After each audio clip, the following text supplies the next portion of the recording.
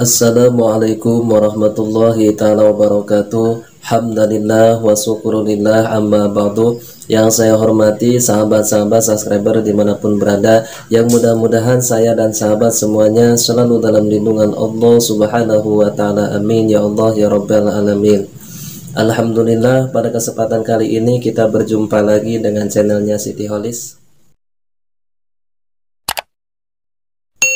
Pada kesempatan kali ini saya mau menanggapi lagi tentang pertanyaan di kolom komentar di video yang sudah saya upload sebelumnya. Pertanyaannya itu dari Mbak Uus. Pertanyaannya kurang lebih seperti ini, sahabat.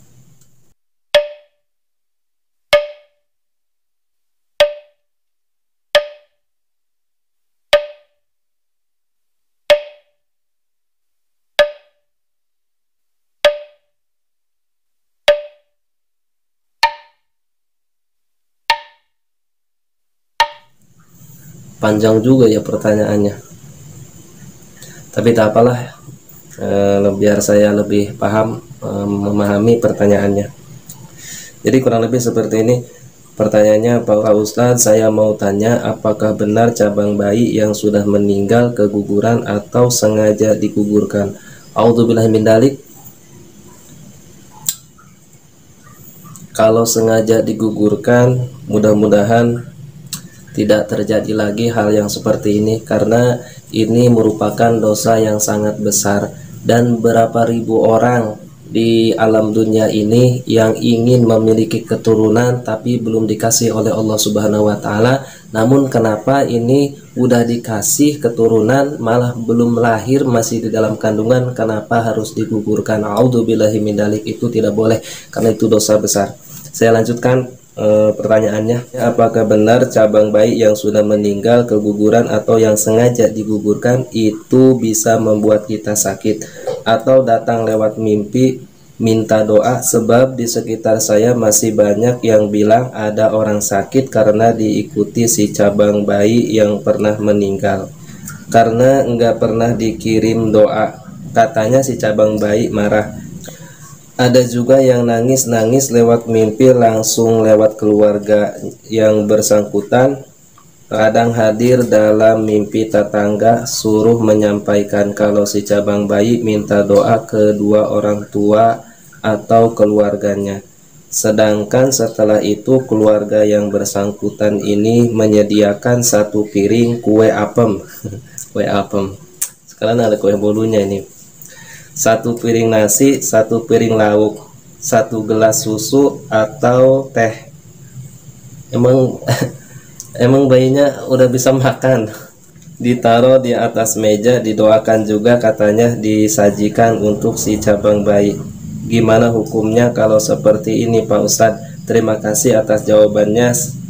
Sehat, bahagia, dan berkah selalu, Pak Ustadz. Amin ya Allah ya rabbal alamin. Terima kasih atas doanya, Mbak. Kalau untuk doanya sih memang bagus ya, kita doakan orang-orang yang sudah meninggal meskipun itu cabang bayi ya. Tetapi kalau untuk menyajikan makanan untuk si cabang bayi, apalagi makanannya nasi sama ikan, kayak si cabang bayinya udah suka makan aja, mending itu buat saya aja. Baiklah, insya Allah saya akan menjawabnya. Namun sebelum ke pembahasannya, seperti biasa kita baca sholawat dulu agar kala kita mendapatkan syafaat dari Nabi Muhammad SAW.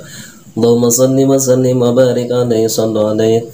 Allahumma salli ala sayyidina Muhammadin salatan tadfa'u biha أناطنا وطونا يا من أمره إذا رضى شيئا أن يكون له كن فيكون اللهم صل على سيدنا محمد صلاة تدفع بها أناطنا وطونا يا من أمره إذا رضى شيئا أن يكون له كن فيكون Mudah-mudahan dengan kita bersolawat kelak kita mendapatkan syafaat dari Nabi Muhammad SAW. Langsung saja ke pembahasannya atau ke jawabannya. Jangan di skip, tonton sampai selesai agar paham apa yang saya sampaikan. Baiklah, yang pertama yang mau saya jawab, apakah benar cabang bayi yang sudah meninggal keguguran atau yang sengaja digugurkan itu bisa membuat kita sakit?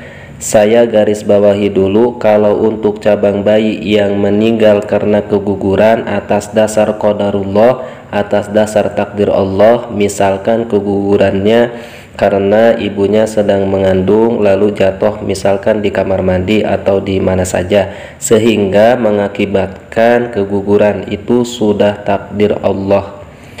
Terus keimpiin bahwasannya minta doa, kalau tidak didoakan ibunya akan dibuat sakit oleh almarhum si cabang bayi tersebut. Kalau seperti itu saya katakan itu tidak benar sahabat. Itu sama sekali tidak ada hubungannya dengan sakit atau bisa membuat ibunya sakit. Itu sama sekali tidak ada hubungannya, dan itu keyakinan yang salah, dan anggapan seperti itu tidak benar dan bertentangan dengan syariat Islam. Selagi kita bisa ikhlas kepada qadarullah, itu tidak ada pengaruhnya sama sekali dengan yang katanya bisa membuat ibunya sakit. Dan tetapi kalau si cabang bayinya meninggalnya karena sengaja digugurkan oleh ibunya sendiri, a'udzubillahi min dzalik, semoga tidak ada lagi yang berani menggugurkan kandungan karena itu perbuatan yang tidak manusiawi, tidak punya perasaan, dan perbuatan yang sangat biadab, perbuatan dosa besar. Di dunia ini berapa puluh ribu orang yang ingin memiliki keturunan tapi belum dikasih oleh Allah Subhanahu wa Ta'ala. Tetapi ini kenapa sudah dikasih, belum keluar, belum ke alam dunia, sudah digugurkan di dalam kandungannya. A'udzubillahi min dzalik.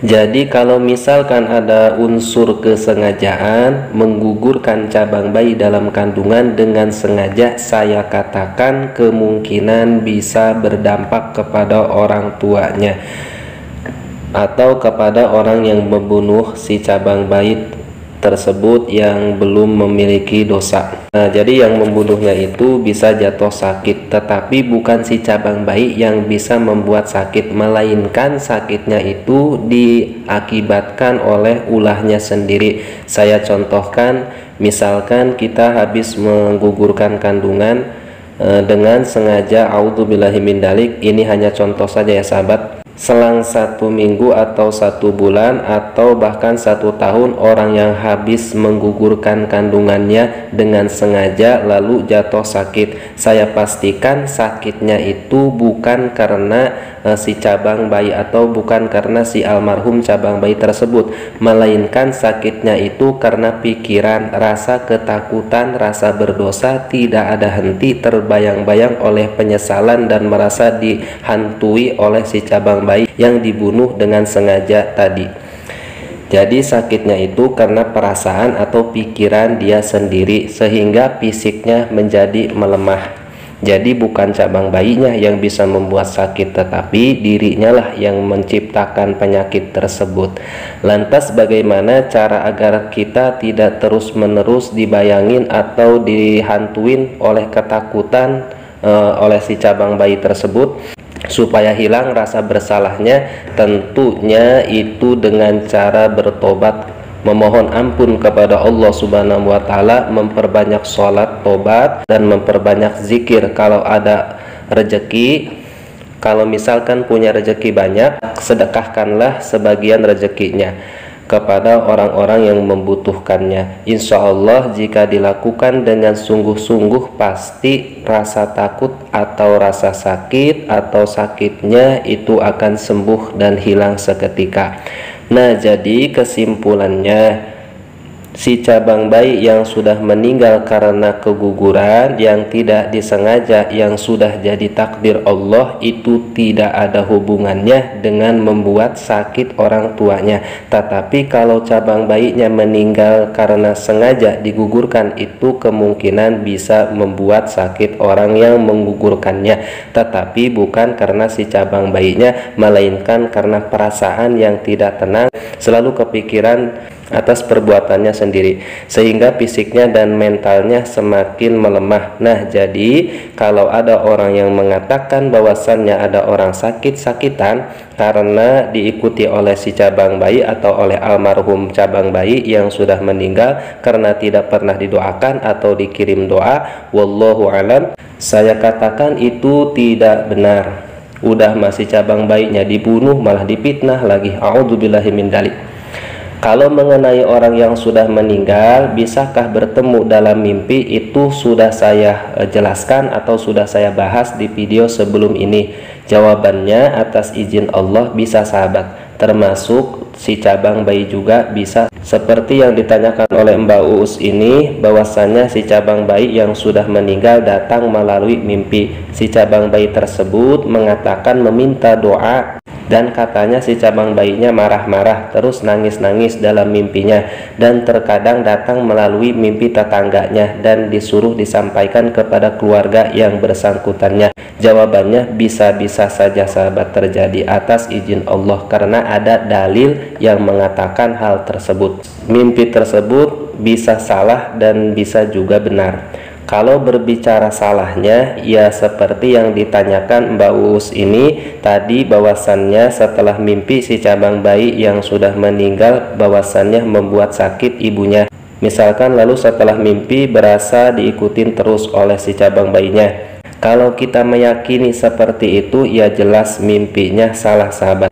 Terus katanya kalau tidak didoakan marah-marah di dalam mimpinya, itu jangan salah mengartikannya, sahabat. Bisa jadi dalam mimpi tersebut si cabang bayi hanya mau mengingatkan agar kita tidak lupa untuk menjalankan perintah Allah Subhanahu wa Ta'ala, yakni sholat 5 waktu. Setelah sholat kan pasti berdoa. Lalu setelah mimpi, keluarga yang bersangkutan ini menyediakan 1 piring kue apem, 1 piring nasi, 1 piring lauk, 1 gelas susu dan teh, ditaruh di atas meja dan didoakan. Kalau niat menyajikan, niat memberi makan si cabang bayi yang sudah meninggal, ya jelas itu tidak boleh, sahabat. Tujuannya mah bagus, mendoakan, tapi salah menjalankannya.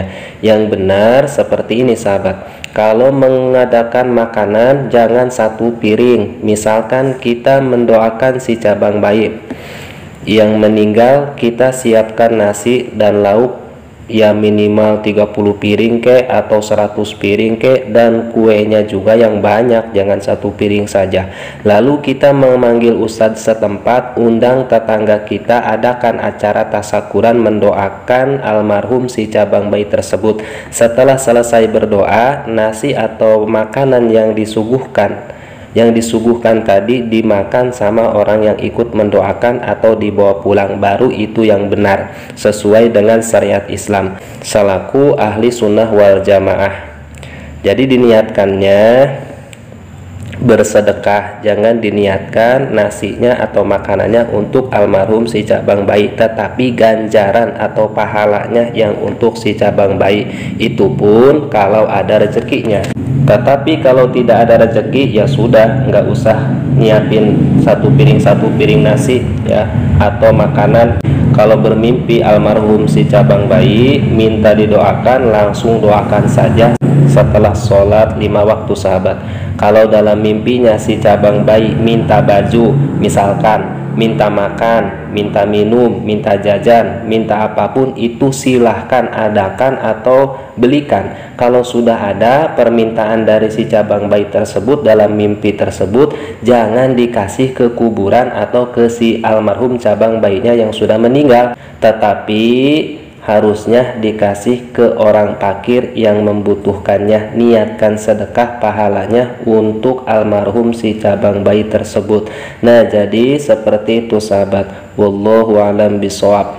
mungkin itu saja jawaban atau penjelasan dari saya. Mudah-mudahan bisa dipahami dan mudah-mudahan ada manfaatnya.